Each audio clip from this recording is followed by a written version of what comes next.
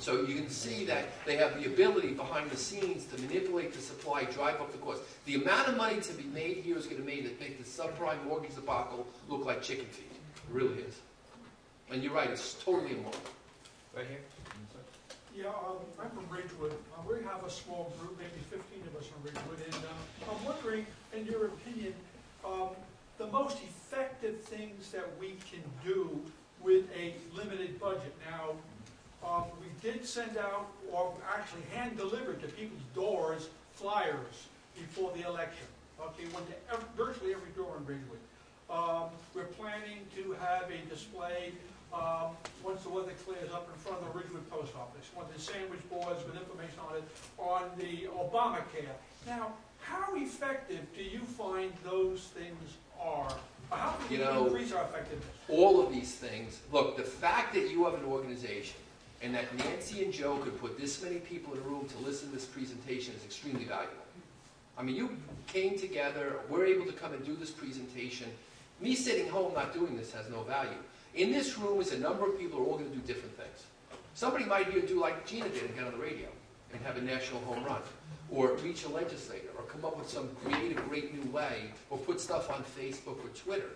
And all this stuff adds up. You know, a week ago, we had a Tea Party leadership training conference. What I tried to stress is that we want to see as many groups as is possible out operating on their own, being creative, being competitive, doing their own thing. Because nationally as an organization, it's a phenomenal movement. And you know, you can fool some of the people some of the time, right? But not, people cannot get up in front of these groups and tell them a line of nonsense. If anything I'm telling you is not true, I guarantee you somebody's going to get on it and I'm going to hear it, I'm going to suffer because of it. So you should be getting quality information because nobody here, you know, is sitting in front of a union leadership board being told what to think, right? Right here. Can you produce a videotape on this subject? And if you spend the time on producing that videotape, you send it as an attachment to an email. It's very hard to get people to watch videos. Oh, very, very difficult. It's going to get around. There's so much out there. It's better than getting people. It's another thing to do, and that, you know, we've done a number of projects. Well, you get my emails, right? So we did a project we put out called "What Will You Give Up When Energy Rates Double?" And we had a guy go around the state and interview people and simply, what are you going to give up when energy rates double? It was a great piece, but not too many people looked at it. You know. Yeah. We gave out a lot of for the election time pamphlets at the railroad stations. We met all the trains and handed out. Now, would you have something that I could hand out? We will have the brochure done next week. It's Oh, going okay. to encompass everything you see. It's the cap and trade Okay. energy. Supermarkets. Yeah, absolutely. You're right. So we stick them under windshields in ShopRite. We put them all over the place. You're better off for walking election up to time. one person, putting it in their hand to get in to read it, than putting it under 100 windshields. Yeah, all right. There's effectiveness in the things that you Yeah. can We did that at the railroad stations. You know, if you guys don't think the work you did, look at the momentum nationally that was created from the grassroots. Unbelievable. So. One thing I might answer this gentleman about the post office. What you can do for the post office, you contact your local paper to make sure that the local paper goes there, see your display, and the people that did not go there will see it on the local paper later on. Use free media. I'll tell you something that you can do if you want a project that an organization can say, okay, here's what we're going to do. Look, there's a lot of issues out there. We can't do everything. You got to pick what you can do best. We can give you a resolution. We have it all written out, and you can go to your local governments and your freeholder board and urge them to pass a resolution for the repeal of RGGIe on the local level. And then you look into the face of your elected officials and you say, hey, you're with us on this, right? Mayor or councilman or freeholder, or we need you to pass this resolution and send it to the governor. You're going to do that, aren't you? Yes. Watch them very carefully. I'm talking about them. Watch them very carefully when you say that. People will do it, and we have had it done. But that's where you separate, you know, the men from the boys, the women from the ladies, whatever. Right here, sir. Yeah. With regards to RGGIe, and what is its relationship to sustainable New Jersey and, for example, sustainable Mahwah. All right? Well- You're talking about, giving a resolution to, say, our legislative body here. Right. When they're up to their eyeballs in sustainable Mahwah. Okay, then that's, when the RGGI, there's two statutes. The RGGI, Reginald Grandhouse, was set up as an exchanging program for carbon permits that sells the permits and raises the money, and then it goes to the states. There's a second statute. They passed a law that says the money's going to go into something called the Global Warming Solutions Fund.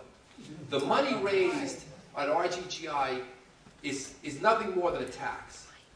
What makes it part of that whole green effort is going to something called the Global Warming Solutions Fund to pay for green programs.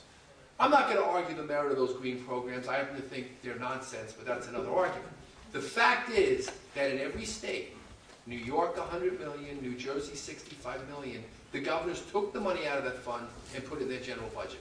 None of the money went to any sustained anything.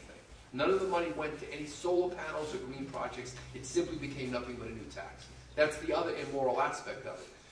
In the state of New Jersey, the legislature cannot dedicate money to any fund without a vote of the public. All dollars raised through taxes goes into general revenue. If you wanted to make that Global Warming Solutions Fund a real legitimate fixture, it would have to go on the ballot for the voters to determine. And that would determine the future of RGGIe that would go down. So they did it by statute, but they all know that that can't work. Maybe one year, one governor will take some money and give it to some sustainable something or other. But at any moment, they can just take the money. So it's nothing but a tax, and it's not going to any sustainable green projects at all. And by the way, I had this discussion with Jeff Tittle at the Sierra Club yesterday. He's very well aware of it. They also recognize the issue, so. Somebody in the back? This lady here. What you said earlier about restaurants being the hardest hit by energy costs, everyone eats pizza. I don't want to eat a $20 pizza, and I don't think anybody here wants a $20 pizza. I think on the local level, aside from mayors and councils, every town has 2 or 3 little pizzerias in it. If we posted our stuff there, and explain to the owner of the pizzeria that this is to his benefit, I think we can get a really big return from that. You're right. And by the way, the New Jersey Restaurant Association was the first group to join our effort. The entire organization.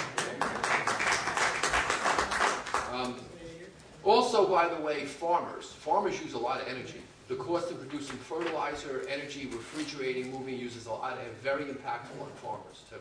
So. I would like to know what your position is, since you're an organization that works with many of the Tea Parties and does Tea Party training. I'd like to know what your position is on Cuomo's 2% tax cap and the Tea Parties who are reaching out to other Tea Parties to get support for Cuomo in that regard. Is that 2% property tax cap? Yes. Like the one we had in New Jersey? I could spend a whole lot of time on that issue. I happen to believe that property tax caps are a fraud, and they have been since 1976 when Brendan Byrne passed his 2% property tax cap, and then when Tom Kane passed his 2.5% tax cap, and then when Jim Florio passed his 1.5% tax cap. This is the 6th property tax cap over 30 years. The issue is not capping property taxes. The issue is ending unfunded state mandates, project labor agreements, binding arbitration.